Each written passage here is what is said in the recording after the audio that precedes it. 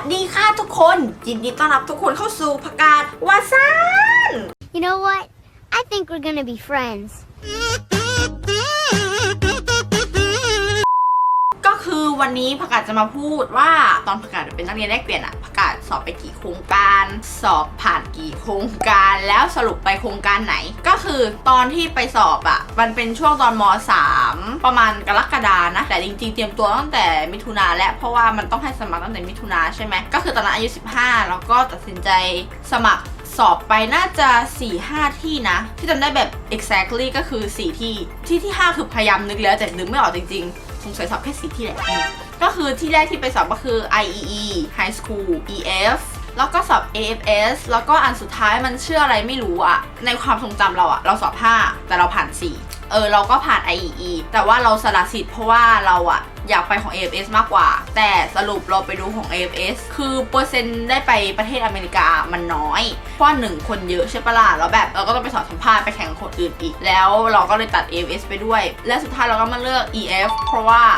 มันมีประเทศอยู่3ประเทศตอนที่เขาให้เลือกนะมีไอร์แลนด์อังกฤษมีอเมริกาซึ่งเราก็ต้องเลือกอเมริกาเพราะว่าอย่างอื่นเราก็ไม่รู้มันคืออะไรคือเราก็รู้แหละแต่คือมันแบบเราก็ไม่ได้อยากไปใช่ป่ะเราก็เลยเลือก EF ตอนไปสอบก็เหมือนสอบทั่วไปปกติเลยมี listening มี speaking แล้วก็มี writing อะไรอย่างเงี้ยก็ถามว่ายากไหมก็สำหรับคนที่ภาษาอังกฤษไม่ได้แบบเป๊ะขนาดนั้นก็ยากอยู่นะตอนที่เราไปสอบมันก็ยากคือตอนนั้นอะ listening มัน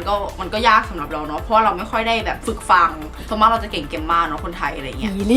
ล้วทีนี้เราก็ไปสอบเสร็จปุ๊บพอเรารู้ว่าเราอ่ะจะได้ไปเป็นนักเรียนแลกเปลี่ยนใช่ไหมตอนแรกเราก็แบบชิลมากวันที่สอบ EF อ่ะคือเขาให้สอบสัมภาษณ์แล้วก็ประกาศผลอ่ะวันเดียวกันเลยคือมันเป็นศูนย์สอบอยู่ที่ขอนแก่นที่เราไปสอบนะแล้วทีเนี้ยวันสอบข้อเขียนตอนเช้าสัมภาษณ์ตอนบ่ายประกาศผลหลังจากที่สัมภาษณ์เสร็จก็คือเราก็ผ่านคับเส้นนะคะทุกคนข้อเขียนเขาเอา200เราก็ผ่าน200สัมภาษณ์เขา5เราก็ผ่าน5เราได้คำที่ตอนนั้นอ่ะเขาบอกว่าถ้าสมมติว่าคุณตอบตกลงภายในวันนั้นคุณจะได้รับส่วนลดเท่าไหร่นี่แหละแต่มันก็แอบเยอะอยู่ด้วยความที่เราเป็นคนชอบส่วนลดไงแม่กับเราก็เลยโทรหาพ่อเนี่ยเดี๋ยวจะตกลงกันไปวันนี้เลยนะเพราะมันได้ส่วนลด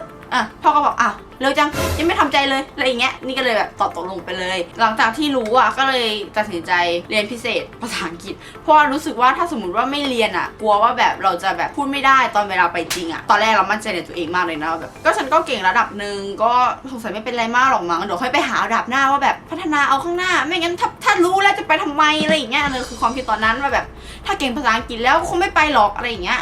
เราก็เลยตัดสินใจเรียนภาษาอังกฤษที่นึงแบบพอเบสิกใช่ป่ะเรียนไปกับครูฝรั่งคือเขาใจบอแบบเด็กบ้านนอกจังเสียไปเรียนกับครูฝรั่งแล้วครูฝรั่งกะแต่กะว่าอีหยังกะบ่รู้แล้วก็มีน้องน้อยผู้นึง7-8 ขวบนี่แหละโอ้โหคุณพ่อคุณแม่พระเจ้าพูดดีมากคุณหญิงคือน้องเขาคุยแบบโชะเชะแต่ทำมาที่เราย่าอโมกรี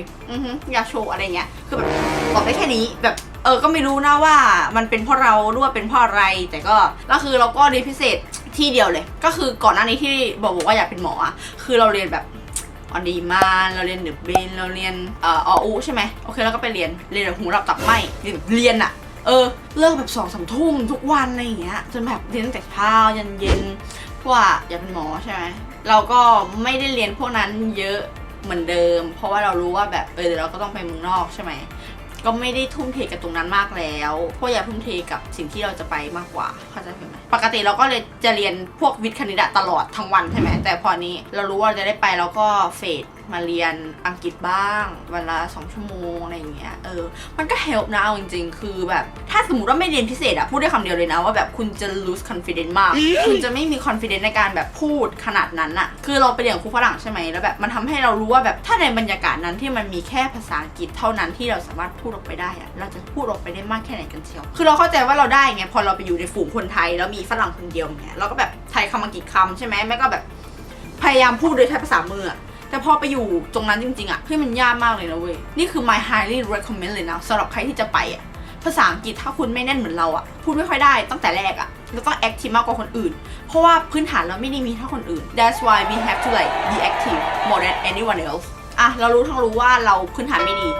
แต่เราไม่เรียนพิเศษแล้วไงก็ฉันแต่ก็เพื่อนก็ช่วยอะไรเงี้ย you have to be on your own too คือคุณไม่สามารถที่จะแบบพึ่งคนอื่นได้ตลอดเวลานะอันนี้คือจริงๆคือคุณพึ่งได้แต่ไม่ใช่แบบ 80% อะไรเงี้ยคืออย่างน้อยแบบ ตัวเอง40ไม่ก็ตัวเอง60แล้วก็ไปพึ่งคนอื่นอีกอะไรเงี้ยแต่อย่าแบบพึ่งคนอื่นเยอะคนเราก็ต้องอยู่ได้ด้วยตัวเองด้วยนั่นแหละเราก็เรียนที่นั่นที่เดียวมาตลอดเลยคือเราไม่เคยเปลี่ยนสถาบันเพราะอันนี้เป็นคอร์สระยะยาวแบบ48ชั่วโมงใช่ปะเราแบบเด็กต่างจังหวัดก็ต้องเข้าเมืองตลอดอะไรเงี้ยมันก็ไม่ค่อยได้ไปถี่เท่าไหร่อาทิตย์ละครั้ง2ครั้งอะไรเงี้ยคือเราคิดว่าเราเสียดายมากเลยนะที่เราเรียนแค่ที่เดียวคือถ้าเรารู้ว่าการไปที่โน่นมันจะยากขนาดนั้นอะเราก็จะเรียนแบบอย่างน้อยอันที่2ที่3ที่เพื่อให้รู้สึกว่าเราสามารถพูดได้อย่างน้อยเบสิกอะไรเงี้ยแต่คนอื่นอะเพื่อนเราที่เรารู้จักอะคือไม่เรียนพิเศษเลยคือก็คือด้วยความที่ภาษาอังกฤษเขาพื้นฐานดีไงเขาก็เลยไม่เรียนพิเศษอะไรเงี้ยจนถึงวันที่เราไปเราก็แบบแพนิคมากเลยว่าแบบโหยมีแต่คนแบบภาษาอังกฤษดีๆมีแต่คนแบบดูรู้เรื่องอะดูแบบแต่ถ้าที่เราเป็นเด็กกระโปรงอะใส่เสื้อแบบเสื้อยีนอะไรเงี้ยคนอื่นเขาดูแบบดูมีคลาสแต่เราก็ไม่ได้จัดที่อย่างนั้นนะเราแค่พูดใน general ว่า how they look อะไรเงี้ยแล้วคือที่ทำไมเราเลือก EF เพราะว่าวันที่เขาจะเลือกให้สละสิทธิ์หรือคุณจะไปต่ออะของ AFS อะมันตรงกับวันที่คุณจะต้องยืนยันของ EF ตอนนั้นวันนั้นเป็นวันที่หนักมากเลยนะที่จะต้องมานั่งเลือกว่าแบบสรุปฉันจะต้องไป AFS หรือว่าฉันจะต้องไป EF ฉันแบบนั่งคิดแล้วแบบคือถ้าฉันเลือก EF ฉันก็จะไม่ได้ AFS คือต้องเลือกอย่างใดอย่างหนึ่งวันนั้นอะไรเงี้ยแล้วมานั่งคิดดีๆคุยกับแม่นู่นนั่นนี่แม่ก็บอกว่าแม่ก็ดูรีเสิร์ชมาเนาะว่าแบบของ EF เขาก็ดีเพราะเขาจะมีค่ายตอนที่คุณไปถึงที่อเมริกาแล้วคุณก็จะได้ไปอยู่นิวยอร์ก10 วันอะไรเงี้ยก่อนที่คุณจะไปเจอโฮสต์แล้วก็แบบ interestingจะฟิลไหมเพราะมันก็จะมีเพื่อนยุโรปมีเพื่อนที่แบบเป็น exchange student ด้วยกันอะไปกองอยู่ตรงนั้นเนี่ยแล้วแบบฉันก็แบบมันน่าสนใจว่ะอันนี้ก็เป็นหนึ่งเหตุผลที่ทำให้เราเลือก EF ด้วยความที่ AFS 1 คนไปเยอะเปอร์เซ็นต์ได้อเมริกามันน้อยแล้วด้วยความที่ตอนนั้นระดับภาษาอังกฤษเราก็ไม่ได้เก่งขนาดนั้นไม่ได้มี confidence ที่แบบฉันผ่านแน่นอนฉันได้ไปอเมริกาแน่นอนมันไม่มีแหละแต่ก็คือเราก็ให้ความหวังตัวเองไงว่าแบบฉันก็เก่งฉันก็ต้องเป็นหนึ่งในนั้นอยู่แล้วอะไรเงี้ยแต่ reality ก็คือแบบ I know I can't do it เข้าใจไหมนั่นแหละเราก็เลือกที่จะไป EF อยู่ดีนะคะทุกคนหวังว่าคลิปนี้จะเป็นประโยชน์กับทุกคนที่กำลังค้นหาอะไรแบบนี้อยู่เนาะก็ thank you for watching นะคะฝากติดตามคลิปต่อๆไปด้วยค่ะบุย